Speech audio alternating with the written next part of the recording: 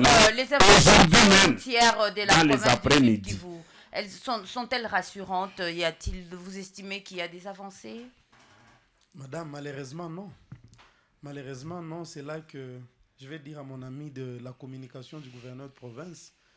Je pense qu'ils ont une lourde tâche lorsqu'ils sont communicateurs. Pas seulement d'être des fanatiques de politique, mais également lorsqu'il y a des critiques constructives, lorsqu'il y a des propositions, de les transmettre, n'est-ce pas, à l'autorité pour que les choses puissent s'améliorer. Vous avez suivi la confusion.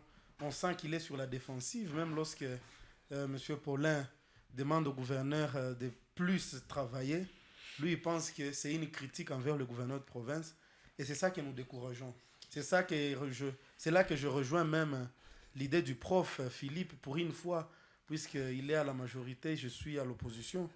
Même au sein des partis politiques, même au sein, n'est-ce pas, de gouvernorat de province, même aussi dans les institutions, il faut avoir des gens qui peuvent faire des critiques. Ce qui tue la RDC aujourd'hui, c'est qu'on a engagé des fanatiques, des membres des familles, qui n'écrivent que Fatih Béton à longueur de journée et qui sont en train d'acclamer comme s'ils étaient dans un stade et rien ne s'est fait sur terrain. La population reste dans sa misère et les gens sont en train de piller le pays.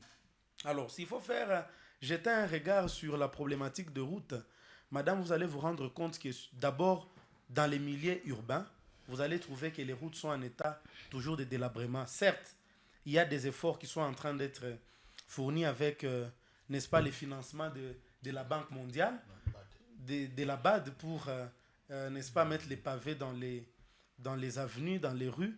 Et vous avez vu quand même que partout où on a déjà inauguré, c'est quand même propre. Bien qu'on le fait avec un grand retard par rapport à ce qui était annoncé, mais c'est quelque chose quand même qui modernise la ville.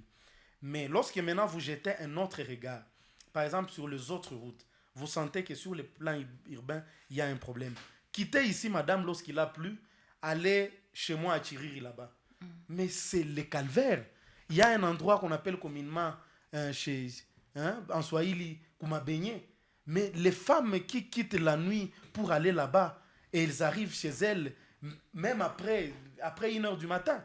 Puisque lorsqu'il a plu, il n'y a pas moyen de traverser là-bas. Une minute, Madame, maître. lorsque vous prenez la route ici à côté, c'est en ville ici.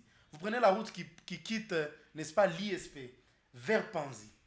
Mais madame, la route est en état de délabrement très avancé. Maintenant, je ne voudrais même pas aller dans les lieux ruraux. Là, c'est très grave.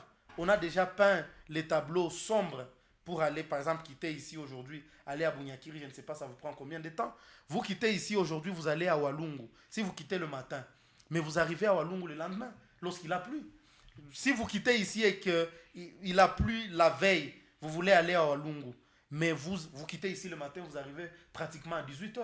Alors, nous pensons que les routes sont vraiment en état de délabrement. C'est un cheval de bataille pour le gouverneur de province, pour qui la population a beaucoup d'admiration, mais nous pensons que l'admiration ne suffit pas.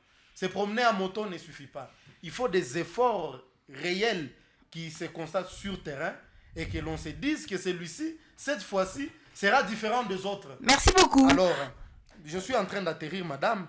Il y a également, n'est-ce pas, par rapport au gouverneur de province toujours, nous lui demandons, n'est-ce pas, d'écouter, n'est-ce pas, les cris de la population.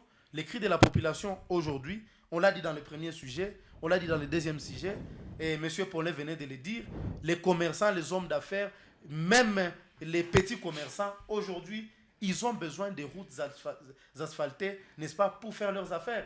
Sans route, il n'y aura pas d'affaires. Sans route, il y aura l'insécurité. Merci. Sans route, il y a des choses qui vont de pair. Et nous pensons que si le gouverneur de province investissait, nous pensons que nous pouvons d'abord avoir les premières solutions, puisqu'il y a un tas de problèmes, mais il faut commencer par quelque